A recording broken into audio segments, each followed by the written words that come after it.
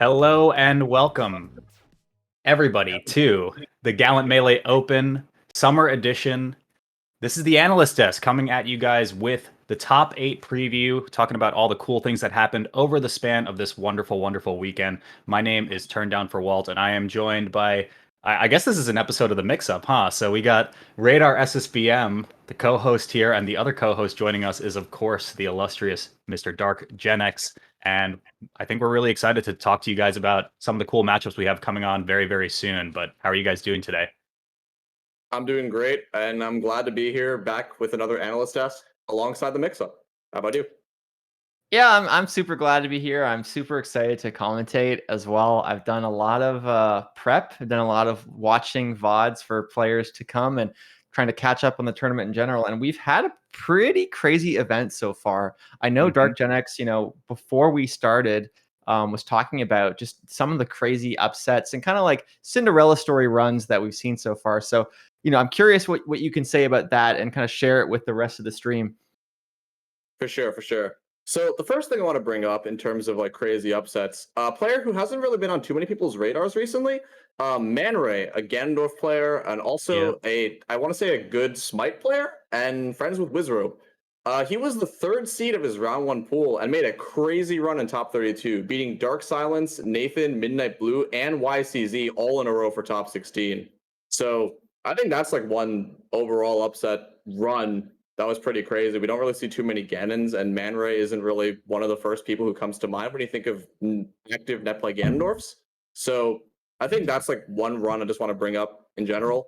There were a couple of overall like pretty good upsets that happened. Acid beating Azul, the real thing beating Ben. Rishi, who hasn't been super active, he beat Lucky, and Yeah. then Bobby beat Two Saint.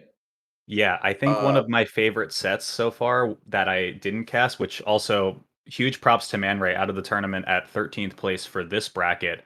I casted his final set against Aklo, which was, I was saying it with Blur the other day. I think that was probably a tougher draw that he could have gotten, just considering how patient Aklo is as a player. And we're going to kind of get to more of him later because he is featured in our top 8 as well. But yeah, Man Ray was just incredibly impressive. And I think to your point with Rishi, my set of the event so far was had to have been Rishi versus Polish, I think. Super crazy 5 game set, a lot of games that went almost to time and everything. Really competitive, just incredible stuff from both of them. I remember seeing on Polish's, I think it was on Polish's Twitter, that he said that it was some of the best Marth Peach ever played and that he was glad to play the set. So if there's any bot of that anywhere, I'd love to see it when all this is over. Yeah, Yeah, and it absolutely. does remind me of I spoke with Polish last night to talk a bit about kind of all things to do with the bracket, where kind of like what he's excited to be playing, the matchup that he has coming up, which is Marth Peach. And one of the questions I asked him was like, what motivates you to play Melee? Because surprisingly, the answer is very, very different depending on who you ask. And he answered saying, I love self improvement and the improvement loop that Melee gives me. It's a really fun game and I love traveling. But the biggest thing that stuck out to me was he says, I'm more interested in playing at like a banger set, like something amazing, than beating three or four people who played poorly. So, last night in his set in that matchup, like that kind of fits with what he's saying, where it's like that's the kind of Melee he wants to play. He doesn't really care if he does well or not. It's just about not winning or losing. It's more about playing really well, and that's like I think kind of reminds me like of a Mango sort of personality, where it's like, yeah, winning is really important, but I also just want to show like how good I am, and it's fun to hear that for sure. Yeah, I think It's that's a good definitely refreshing. that's definitely a good place for us to start because we will be seeing Polish against the Marth on the loser side for 7th place, starting us off. So, kind of taking a look at the top 8 brackets as a whole, our last remaining 8 players is actually kind of an interesting mixed bag of players that you probably wouldn't have expected if you just went off of seeding alone. But I guess let's start off with the loser side bracket because you had mentioned Polish. He's going to be playing another Marth in Kadoran, coming in for losers round 1. 5 game set versus Rishi, very competitive, back and forth, went down to the wire. I believe Rishi actually edged that one out to put Polish into the losers bracket now, and he's got arguably a tougher Marth ahead of him in Kadoran right now, who's been playing really, really well through the weekend, I think. Yeah, I would Yeah. say no. Go ahead. So Kadora's been playing amazing this weekend as well. Definitely showing signs of the summit level up.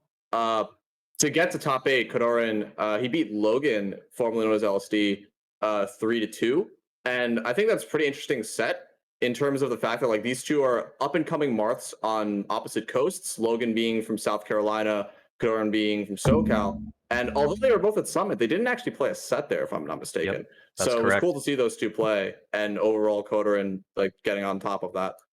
With Polish, he is also a very consistent player, not super active in the net play era, but whenever he shows up, he has very good results. He beats like a lot of like top 50 level players, top 10 level players, etc. And both of these players are primed for and have been preparing throughout the weekend. So I think this is going to be a good set regardless who wins. I think for me, one of the things that I would say both of these players have in common is I would put money down that these two players within about a year or two will be some of the best people, if not the best at their character. So like obviously Zane, kind of the best Marth right now. I'm not necessarily saying Kadoran is going to kind of exceed Zane. He probably already is the number 2 Marth. You know, kind of there's a conversation around that as well. But like he has a lot of potential, is very dedicated to improving. You know, we all make jokes about him with the gloves he wore at Summit, the heated ones. And same thing with Polish. Like Polish really strangely has like such a quick rate of improvement. You know, a couple of years ago, just barely breaking into the top 100. Now, like had amazing performance at SCL, and just every time I watch him play, I'm really, really like just impressed. I guess there's no other really word for it. Is just kind of I think in a year easily, like when we ask who's the best peach in the world, the answer to that question might be Polish. The answer to that question might be Polish right now. Even like I know we have Lod. Like I'm kind of curious what you guys think about that. Like who are kind of where would we rank the Marths and the Peaches right now? Because I feel like there's a lot of kind of debate in that space, I guess. Yeah, I think it's an interesting point to bring up. There really haven't been a lot for a representation for either of those characters. You know, I think the big ones that come to mind for Marth at the moment, and we're gonna try to move along a little bit just because I think we're a bit short on time, just from some of the previous segments going on. But the Marths that come to mind right now are kind of the Summit Marths. You know, Zane, Kadoran, Logan. Absolutely. The peaches that come to mind are there were none at Summit, so that's kind of the hard part to get by. Because yeah, Polish is very good, Lot is very good. You know, Triff we haven't been able to see a bit just due to the region disparity and everything like that. So it's hard to get a really solid gauge on who lines up where, which is where events like these are very good at kind of getting at least a baseline of okay, Polish is in top 8 right now. He's going to be playing against Kadoran for 7th place. Kadoran was just at Smash Summit 11. It was really good showing from him overall, but can he stack up against some of the peaches that might have not been around, you know, over the past few months? And that I think to me is going to be a very interesting question to answer getting into uh you know, this top 8 in the next half hour or so. Mm-hmm. And speaking of, like, also there's Kalamazoo, who in the past has Yes. done pretty well against Kotarin, and Oh in the yeah. net play era hasn't been super active as of recent, but historically has been doing great. And additionally, another peach that I think has been a little overlooked recently is Mog. I mean, he's top Oh 100 yeah, right now, actually. but he's been doing great recently, beating like Gatsu, beating Lucky. Overall, doing great at all the events he enters, and it's like very hard to get a good grasp on like who the best peach is because of how few are entering, and there isn't really like an Armada-esque peach like who's a definitive number 1 right now. So it's definitely a lot harder for people to get the peach practice in general, Sure. which may be why these peaches are also doing a lot better because people aren't really practicing as much against peach. For Yeah, I sure, but think there's I also an argument for even like Kalamazoo in there as well. Very talented peach in his own right. Sorry, Radar, you were saying. well just yeah, like I think that right now there isn't a clear number 1, or there are people like yeah, Keizu, Kalamazoo, same person. Like but what am I trying to say?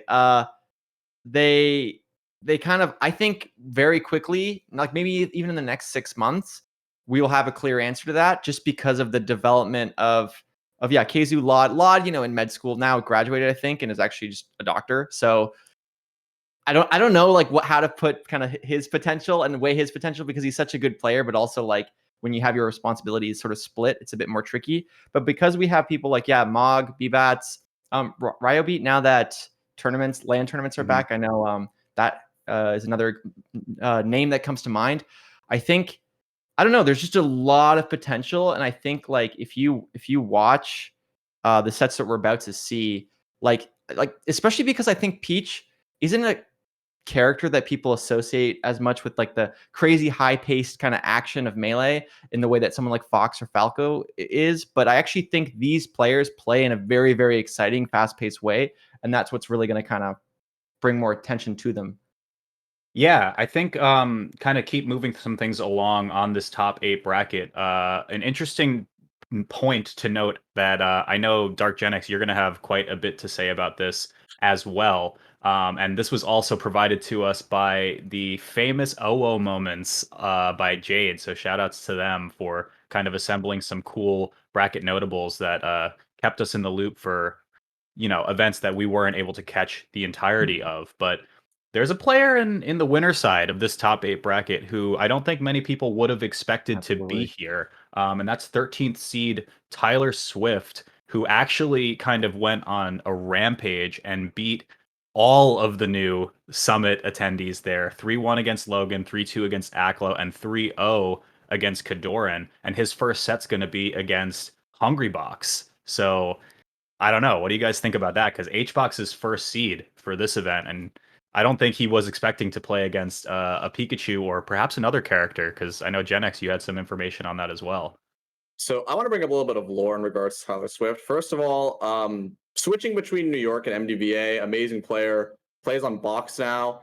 I don't believe he has lost a land set since coming back. I know he won a Xanadu over Mott Money, Crike twice, and Bone. So on land, he was doing great as well. There is some lore in regards to Tyler Swift Hungrybox, though, that not a lot of people know. So I believe this was around, it was a little bit after the Harry Pogger loss, I believe. And Hungrybox announced on his stream that he was going to do 20 best of 5 sets in a row against Fox players to get himself grinding and back in, I guess, form with the matchup. And he played a couple of like random Foxes and then starts playing against a couple of solid players in a row. And 2 of these players, so he plays against Zuppy and loses. And then he plays against Tyler Swift, who he switches to Fox for this matchup. Like he plays both Pikachu and Fox on box, but plays Fox for a couple of the harder matchups. Sometimes he goes for Peach, sometimes goes for Ice Climbers, sometimes goes for Pop. Like a lot of these matches that it's a lot harder for Pikachu to play. And it's pretty solid too.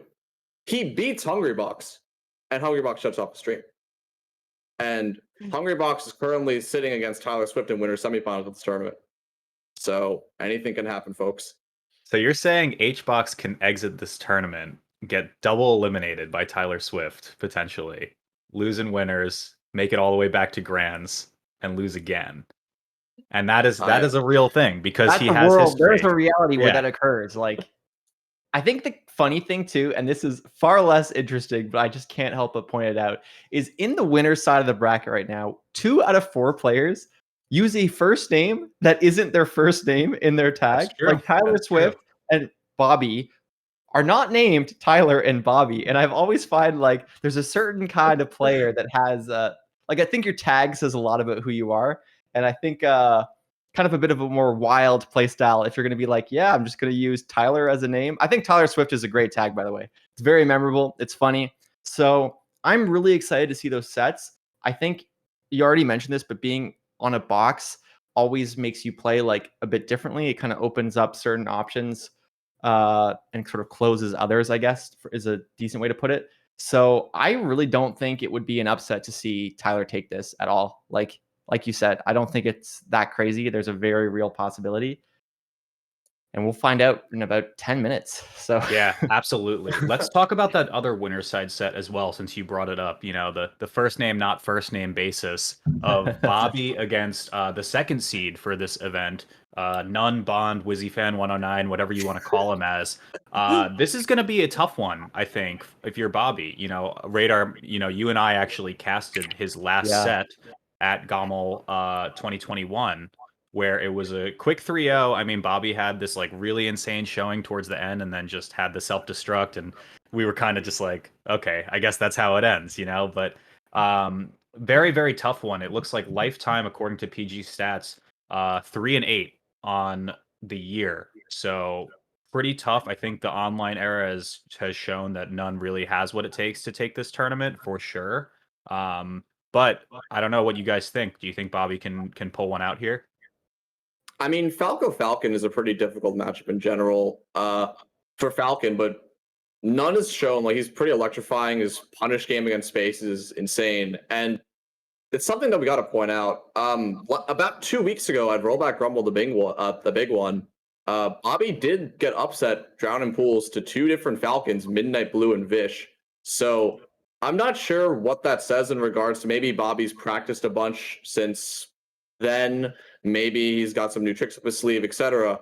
But I don't know. I think none is the strong favorite coming into the set, and I'm not really sure what we're gonna see. It'll be a good. I think we'll get a good set. We're gonna see a lot of like aggressive, electrifying plays and whatnot. But I think that none is the strong favorite. I think so. I watched a couple of the sets, including the one that we commentated or rewatched them rather. I think the problem that Bobby has, well, first of all, I think none is probably the single best Falcon at the matchup. I'm pretty sure he has a single win against Mango at the birthday bash, if I recall correctly, but also just like he is very, very, very good at a matchup that for a long, long time people would say is super, super Falco favored. I'm not actually that convinced that it's as favored as people like to say it is, but yeah, I do agree there are some challenges. But I think the thing that Bobby really, really struggles with is there's kind of this like rotating mix up that none has where he'll either kind of do various spacings of Nair, and that makes Bobby kind of afraid to either laser and push in because if he gets caught jumping, he can't CC the Nair. And if he tries to start CCing the Nair, then none does the stomp. And the whole time I watch their sets, it just feels like Bobby doesn't really have a good read on like when he should be going for which option. Sometimes he'll laser and none just like gets an opening. He just doesn't really seem to be comfortable in the neutral at all. And then I don't think we really need to tell people that none has an amazing punish game. So if he kind of consistently is looking a little bit lost in neutral, it's going to be a very big uphill battle to be able to take it over none. But I am still very excited to see it. Yeah, I think it does beg the question, second seed, probably one of the favorites to win this tournament, of course, just based on seeding alone. But, it kind of begs the question, what does that winners finals look like? Especially, when we're saying the lore has Tyler Swift beating Hungrybox here. Things can get really mixed up here, and those players are eventually going to fall to the losers bracket. And I do want to talk about the last losers round one event of top 8, which is kind of like a half regional rivalry, I would say, right? Rishi used to be in New York for a short period. I don't know if he's still there, Mm-hmm. but Yeah, it's going to be MDVA right Rishi now. against Rishi against Aklo for our last losers round one, and this is for 7th place as well. Last one to round out our top 8. What do you guys think about that? So no, go ahead. Sorry. All right. So Rishi is another one of these players who we all know is very solid, doesn't really enter too much, and whenever he enters, does really well. To make top 8, he beat Lucky 3-1 and also Acid 3-0. So he's definitely very strong in the Fox matchup.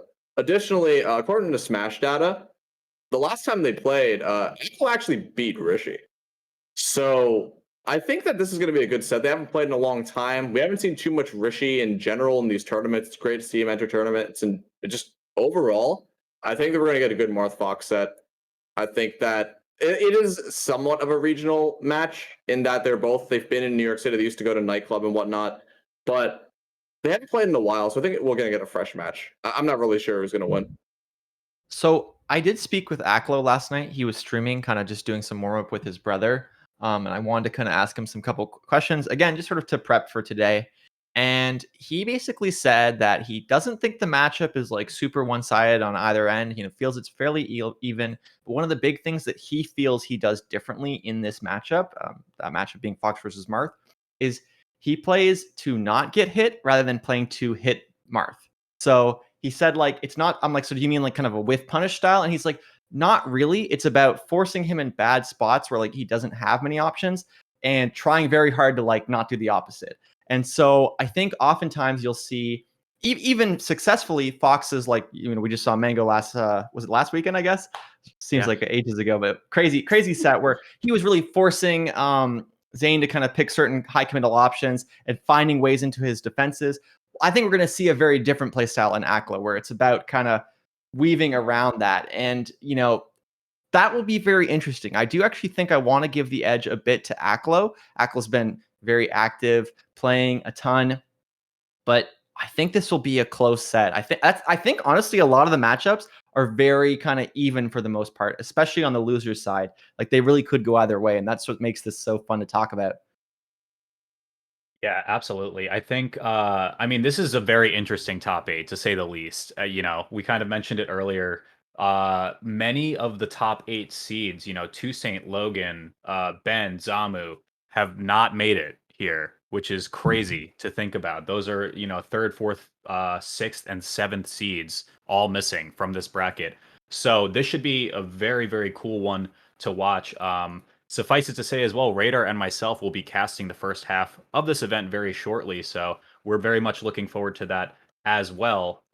It should be really exciting, and if we had some more time to talk about, you know, kind of projections moving into winners finals and how Tyler Swift is going to win the whole thing, I'm sure we would talk about that. But with our final minutes here, guys, who do you have as predictions here? Let's talk about, you know, first place, second place, maybe third place. Where do you guys see this bracket panning out? Do you want to start, Gen X? Sure. While I would love to see a Tyler Swift Cinderella run, and I would love to see Tyler Swift take grand finals, I think HBox has that. He's definitely a lot more in form. He's been playing a ton at Summit. He did basically nothing but play and stream for the last like 5 or 6 days at the Summit. I know I was there. I do think that HBox has that. And in terms of Nunn versus Bobby, I think Nunn is going to take that as well. I think HBox is the favorite to take this. I don't think this is the same, I guess, less consistent net play HBox that we've seen. He's shown that through his very strong performance at Summit, getting third place as like the 11th seed or something like that. So I think HBox wins. However, I would not be surprised to see Tyler Swift make it pretty far in losers. But if I were to guess, I would say HBox 1, Nunn, and Kadoran 2 and 3. I don't know who's going to win that if they end up playing in Grams, but I see a world where Kadora makes a very large run. So that's my thoughts.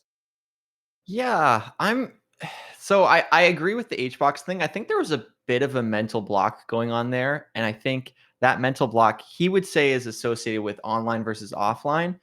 But I think it kind of started that way and then became something bigger. And Summit was a way for him to sort of brush that off. You know, I don't know if you guys agree with that statement, what chat thinks, but like it just felt like we really, like you said, saw a return to form in HBox.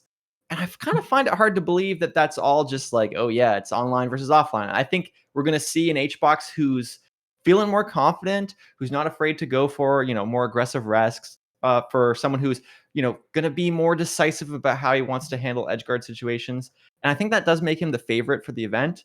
And then in terms of kind of the other contenders, I'm really liking Nunn's chances. I expect that to be the kind of winners finals round over Bobby.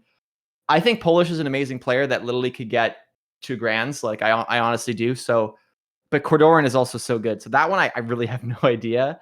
If I had to guess, if they weren't facing each other, I'd actually would say Polish and Kodorin or like my 3 and 4. But one of those guys, and then probably Aklo.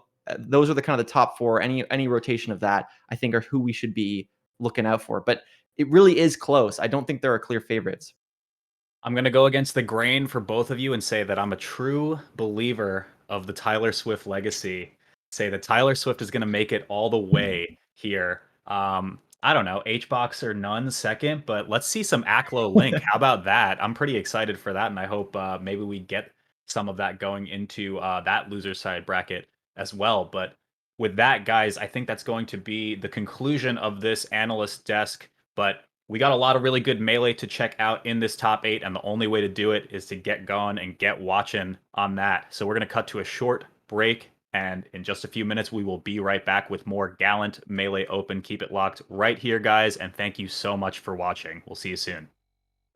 Who's that Captain Falcon?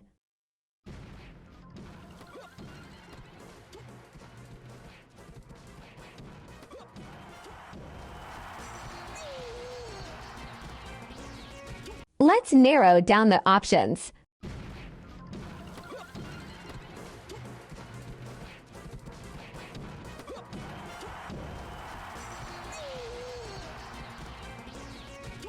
Who could it be? It's actually Bond. Who's that Captain Falcon?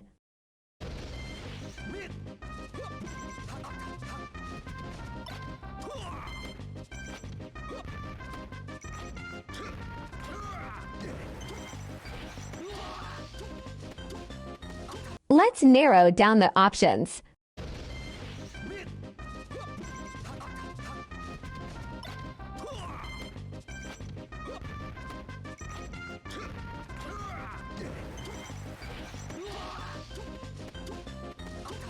Who could it be? It's Gatsu. Who's that Falco?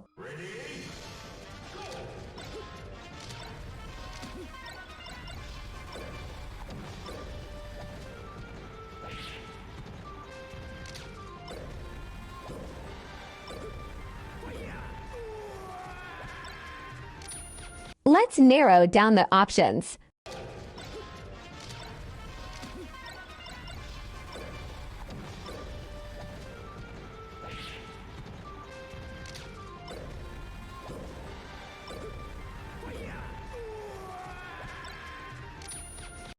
Who could it be? It's Magi. Who's that Falco?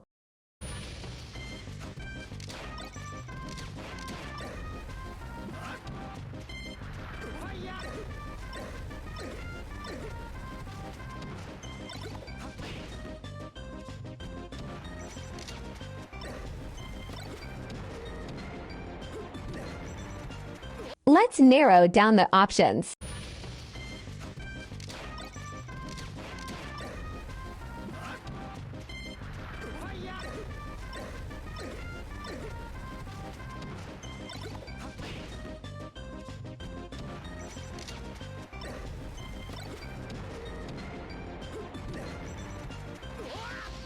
Who could it be? It's Mango.